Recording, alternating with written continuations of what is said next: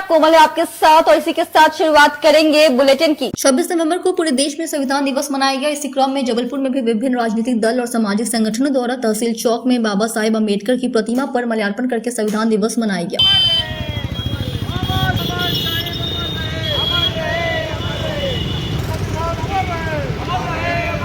आज संविधान दिवस के अवसर पर हम लोगों ने माल्यार्पण किया एवं इस देश का संविधान विश्व का सबसे सुंदर संविधान है जो बाबा साहब ने हम लोग को दिया है।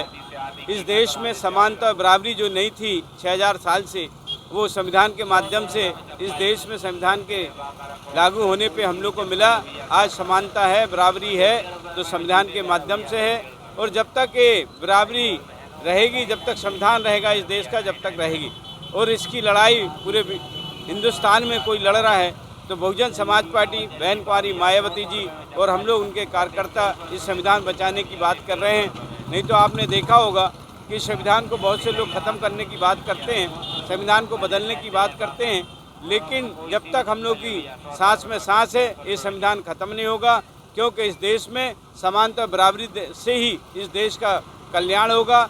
इस देश का विश्व की पुनः सोने की चिड़िया कहा जाएगा तो इस संविधान के माध्यम से होगा, इसके बिना संभव नहीं है। तो साथियों, इस देश में जिस दिन बीएसपी की सरकार बनेगी, सत्ता बनेगी, तो संविधान पूर्ण रूप से लागू होगा और देश में अधिकार मिलेगा, समानता आएगी, बराबरी मिलेगी, शिक्षा होगी, सरकारी नौकरियां होंगी। संविधान के माध्यम से जो बाबा साहब ने दिया है, जो कांग्रेस बीजेपी ने अभी तक नहीं दिया है, वो इस देश में सत्ता और सरकार होगी तो संविधान का पुनः जो हमारा अधिकार है वो मिलेगा। आज भारतीय संविधान दिवस के उपलक्ष्य में मध्य प्रदेश अनुसूचित जाति जनजाति अधिकारी एवं कर्मचारी संघ आजाद जिला जबलपुर के द्वारा प्रतिमा स्थल बाबा साहब की प्रतिमा पर माल्यार्पण कर भारतीय संविधान दिवस पर हम लोगों ने जो बाबा साहब ने जो संविधान बनाया, उस संविधान को बनाने में लगभग 2 वर्ष 11 माह 18 दिन लगे और इस संविधान को जो है 26 जनवरी सन 1950 को लागू किया गया।